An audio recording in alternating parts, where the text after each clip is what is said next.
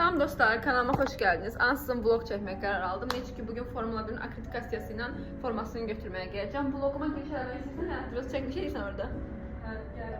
Intern arkadaşım çekiliş ediyordu orada. Hi, hi, my name is Ted. Bu da şeyde mütəxəssisimizdir. Vloguma girdiniz.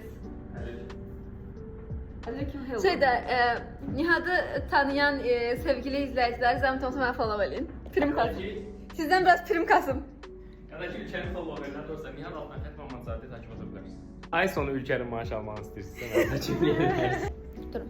Sen bana bu videomu düzeltmedin mi?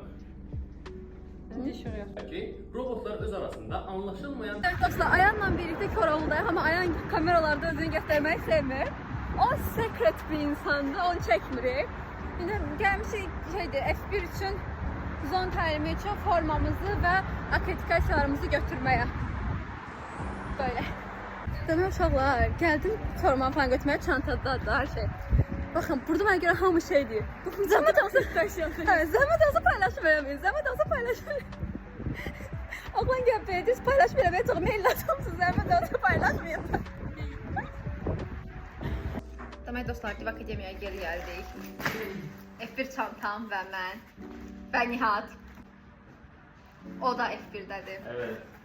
Bəli, unpacking videosu çəkir demək istərdim, amma çəkmiri çıxmadı. Çünki məni bayağı orada tənbəhliyiblər, çəkməyin deyə, o yüzden sadəcə çantanı göstərirəm. Gözəl bir çantası, bəyəndim F1 çantasını. Yemək yedim, kafemi götürdüm, geleceğim indi buradan kursam. Bak yemeğine bak onun.